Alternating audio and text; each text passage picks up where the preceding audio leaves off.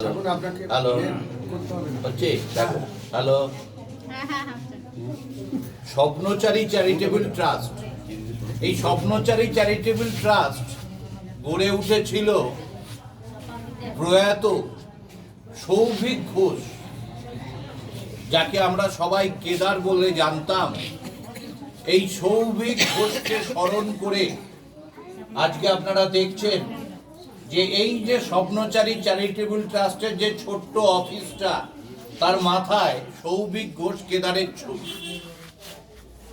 এই চ্যারিটেবল ট্রাস্টটা গড়ে উঠেছে এই কারণে যে মানুষের জন্য কিছু করার।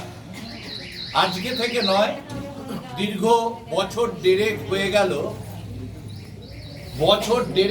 গেল এই সংগঠন জন্ম হয়েছে।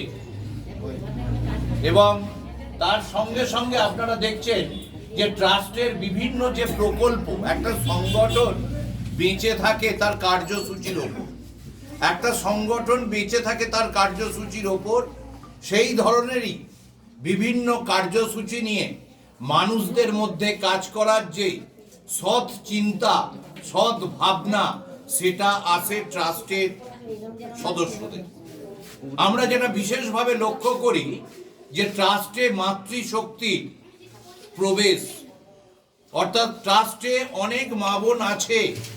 এবং আমরা একটা ব্যাপারে খুব আনন্দিত, এখানে সম্পাদকের পোস্ট, সম্পাদিকা হিসাবে ট্রাস্টের এক মা সেই পোস্টটাকে হোল্ড করছেন। এবং বিভিন্ন যে প্রকল্প, যেটা হচ্ছে বাচ্চাদের যে প্রকল্প, সেটার নাম হয়েছে প্রসাদ, প্রতিবন্ধী প্রকল্পের নাম হচ্ছে সহায়, নির্মল পরিবেশ রক্ষা প্রকল্পের নাম সবুজায়ন, বস্ত্রদান প্রকল্পের নাম হয়েছে পরিধান। এবং আজকে যে অনুষ্ঠানটা চলছে, যে মানুষজন, বয়স্ক মানুষজন, আপনারা জানেন যে বয়স্ক মানুষজনেরা কিন্তু সমাজে আস্তে আস্তে অবহেলিত হয়ে পড়ছে। অনেক ছেলে মেয়ে দেখে, আবার অনেক ছেলে মেয়ের বাবা মাকে দেখে না। তাহলে তাদের জন্য চিন্তা করবে কারা? তাদের জন্য চিন্তা করবে আমাদের মতো এই ধরনের সংগঠনরা, তাদের জন্য চিন্তা করবে। এর আগেও আমরা একটা আলোচনা করেছি, একটা প্রস্তাব, যে সিনিয়র সিটিজেনদের জন্য আমরা কি করা যায়।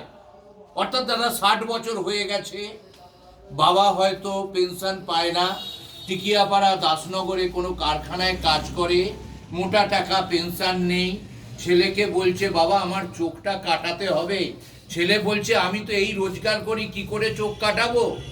সুতরাং এই যে সমস্ত মানুষ যারা রিটায়ার্ড লাইফের পর মেয়ের বিয়ে দিয়ে সর্বশান্ত, ছেলেরা অনেক সময় তার পরিবারের সঙ্গে সঙ্গে দেখছে, নিশ্চয়ই বাবা মাকে দেখছে, বাবা মাকে দেখবে না তো কাকে দেখবে।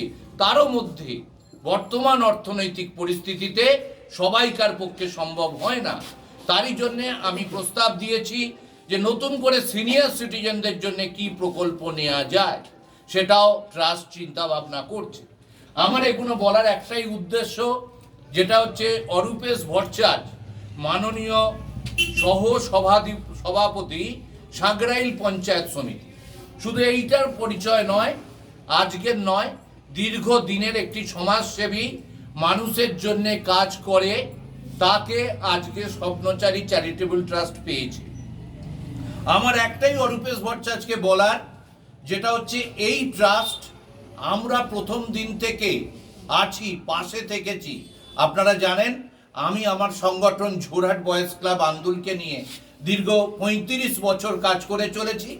আমি চাই এই ধরনের পাড়ায় পাড়ায়, গ্রামে গ্রামে এই ধরনের সংগঠন জন্ম নেই, যারা গরিব অসহায় মানুষের কথা চিন্তা করবে। তারই জন্যে আমি যখনই ডাক পাই যে এই ধরনের কার্যসূচিতে আসার, আমি আসি এবং মানুষকে জানাই যে আপনারা এই সংগঠনের সঙ্গে থাকুন। আমি অরূপেশ ভট্টাচার্য, মাননীয় সভাপতি সাঁকরাইল পঞ্চায়েত সমিতি, হাওড়া জেলার বিশিষ্ট সমাজসেবী, এবং গ্রামীণ হাওড়ার একটা পোস্টও উনি হোল্ড করছেন। আমি আজকে এই সন্ধ্যায় সবাই যখন পিকনিকে মত্ত, সবাই যখন আনন্দ অনুষ্ঠান বাড়ির ছাদে করছে, তার মধ্যখানে অসহায় মানুষজনকে নিয়ে যে পরিষেবা আজকে আহারের মাধ্যমে হচ্ছে, তাতে উনি এসেছেন, উনি আসতে পেরেছেন। উনি ব্যস্ত মানুষ, বিভিন্ন প্রোগ্রামে থাকেন। আমি আজকের এই প্রোগ্রামে স্বপ্নচারী চ্যারিটেবল ট্রাস্টের পক্ষ থেকে মাননীয় অরূপেশ ভট্টাচার্য মহাশয়কে কিছু কথা বলার জন্য অনুরোধ।